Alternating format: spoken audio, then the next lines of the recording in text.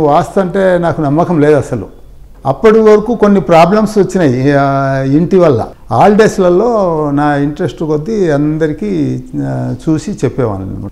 First ఏ problems ఉన్నాయో ఆ problems అన్నీ సెట్ అయిపోయినాయి కాబట్టి నాకు నమ్మకం వచ్చింది. మనకు మెయిన్ ఫైనాన్షియల్ ఎఫెక్ట్ అక్కడ రావడం లేదంటే దాంట్లో ఉండి ఏం లాభం, ఇంకా లాభం లేదు.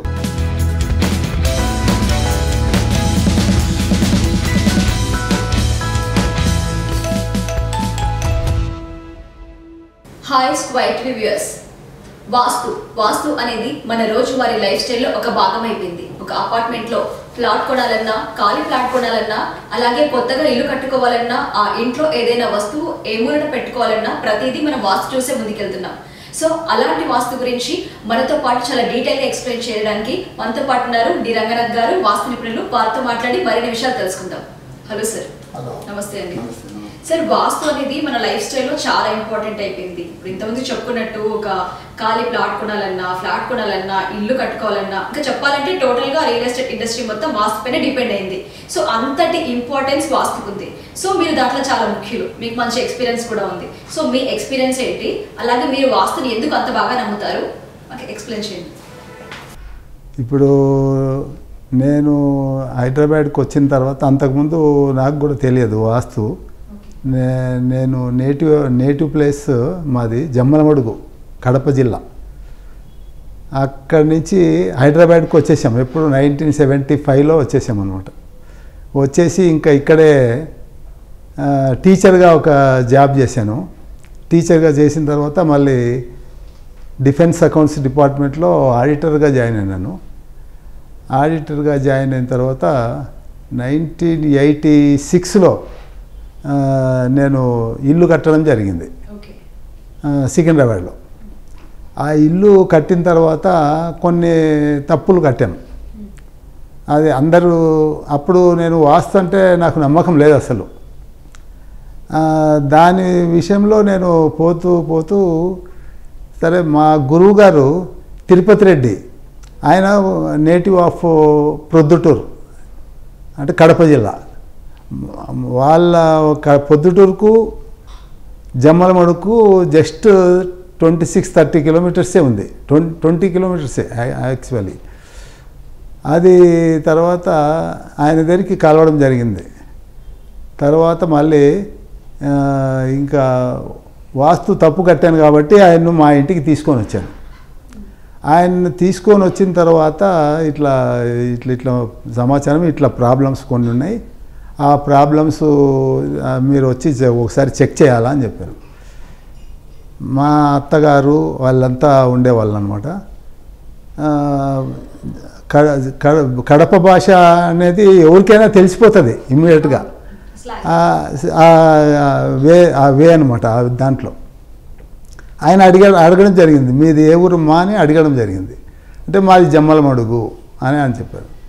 ఇట్లా తర్వాత మళ్ళీ ప్రొద్దుటూరులో మీకు ఎవరైనా బంధువులు ఉన్నారా, ఇవన్నీ అడిగాడు అనమాట.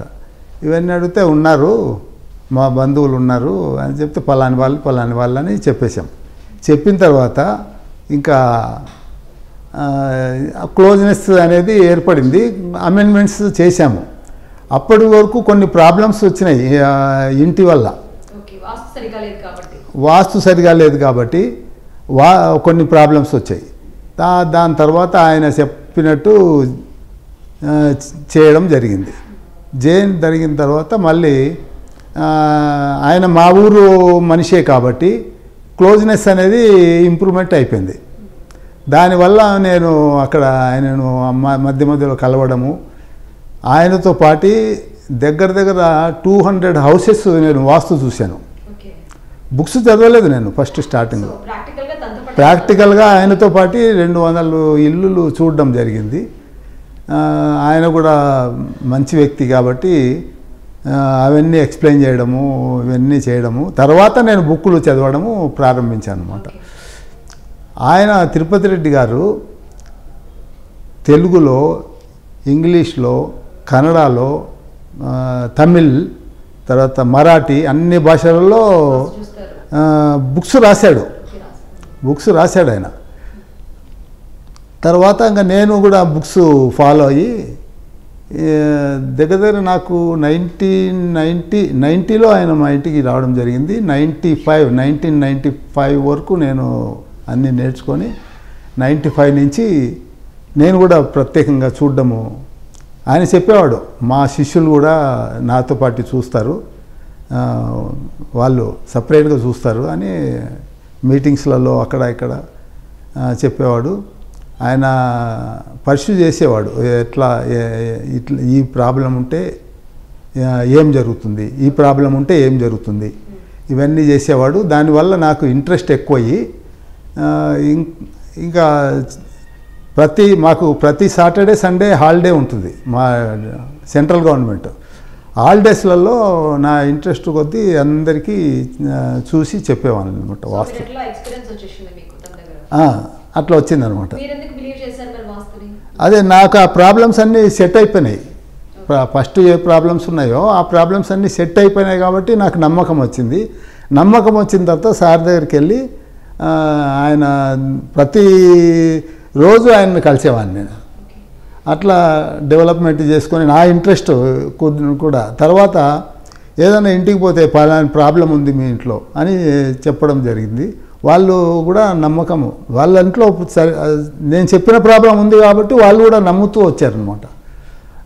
అది ప్రాసెస్ జరిగింది. ఈ రోజు వరకు నేను చేస్తూనే ఉన్నాను.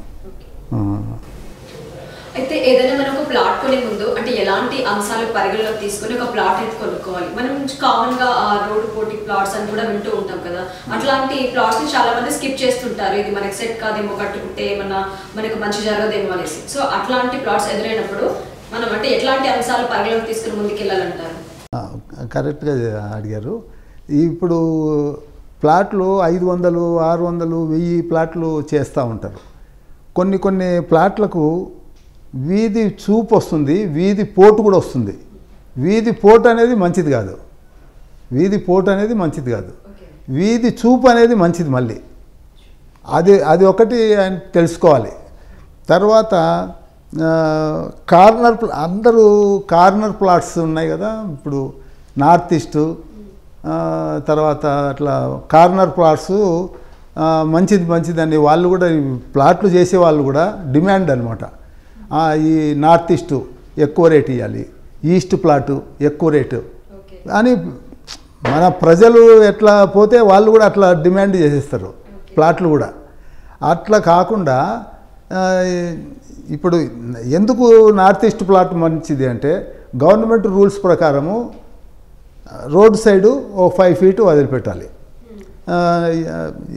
ఈ 2 రోడ్లు ఉంటాయి కాబట్టి ఈస్ట్ సైడు 5 feet వదిలిపెట్టాలి, నార్త్ సైడు 5 feet వదిలిపెట్టాలి.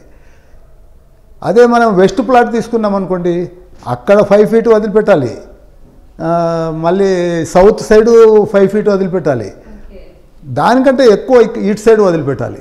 ఏది ఈస్ట్ సైడు నార్త్ సైడు వాస్తు ప్రకారం. ఇప్పుడు మనకు ఏమవుతుందంటే ఇది ఇట్లా చేయడం వల్ల అది ప్లేస్ వేస్ట్ అవుతుంది. గవర్నమెంట్ రూల్స్ ప్రకారము అది కొంచెం బెనిఫిట్ అవుతుంది. ఏది నార్త్ ఈస్ట్ ప్లాటు, ఈస్ట్ ప్లాటుకు కూడా వేస్ట్ అవుతుంది. ఈస్ట్ సైడ్ ఇచ్చినామంటే మళ్ళీ వెస్ట్ సైడ్ కూడా ఇవ్వాల్సి వస్తుంది. అందుకని అట్లా వేస్ట్ అవుతుంది. దానివల్ల మనము అది డిమాండ్ అయిపోయి వాళ్ళు రేట్ ఎక్కువ తీసుకోవడము ఇట్లాంటివన్నీ చేస్తున్నారు. అదే అన్నీ వెస్ట్ ప్లాట్ మంచిదే, సౌత్ ప్లాట్ మంచిదే, ఈస్ట్ ప్లాట్ మంచిదే, నార్త్ ప్లాట్ అన్నీ మంచివే. మనం వాస్తు ప్రకారం కట్టుకుంటే అది వేస్ట్ అవుతుంది కాబట్టి దాని మీద వాళ్ళు డిమాండ్ చేసి ఎక్కువ రేట్ తీసుకుంటున్నారు. అట్లా జరుగుతుంది అనమాట. సో అయితే మనం ఇల్లు కట్టేటప్పుడు నార్త్ సైడ్ వాష్రూమ్ ఉండకూడదని కొంతమంది అంటారు, ఉండొచ్చు అని కొంతమంది అంటారు. అసలు నార్త్ సైడ్ వాష్రూమ్ అనేది పెట్టొచ్చా పెట్టకూడదా? Correct question. ఇప్పుడు నేను రీసెంట్గానే ఒక 42 హైదరాబాద్లో 42 ఫ్లోర్స్ దానికి విజిట్ చేయడం జరిగింది. దాంట్లో ప్రతి ఒక్క పోర్షను నార్త్లోనే వాష్రూమ్లు ఉన్నాయి. ఆ నార్త్లోనే వాష్రూమ్లు ఉంటే మనకు ఫైనాన్షియల్ ఎఫెక్ట్ చాలా ఉంటుంది దానికి. ప్రతి ఫ్లాటు మనం ఏది తీసుకోవాలన్నా కూడా నార్త్ సైడ్ వాయువ్యంలో ఉండాలి వాష్రూమ్స్. ఈ కరెక్ట్గా సెంటర్ ఎక్కడైతే మనకు ఫైనాన్షియల్ ఎఫెక్టు వస్తుందో, ఫైనాన్షియల్ రావాలనో ఫైనాన్షియల్ ఎఫెక్టు, అక్కడే వాష్రూములు ఉండడం జరుగుతుంది. దానివల్ల నేను చూశాను, ఇద్దరు ముగ్గురు అవసరం లేదు. వాళ్ళని అడిగాను నేను, ఎంత పర్సెంటేజ్ ఉంది వాస్తు, పర్సెంటేజ్ కాదు వాస్తు ఉందా, మీరు కట్టే వాటికి వాస్తు ఉందా అంటే వాళ్ళే చెప్పారు 70% ఉంది, 80% ఉంది. మనకు మెయిన్ ఫైనాన్షియల్ ఎఫెక్ట్ అక్కడ రావడం లేదంటే దాంట్లో ఉండి ఏం లాభం, ఇంకా లాభం లేదు.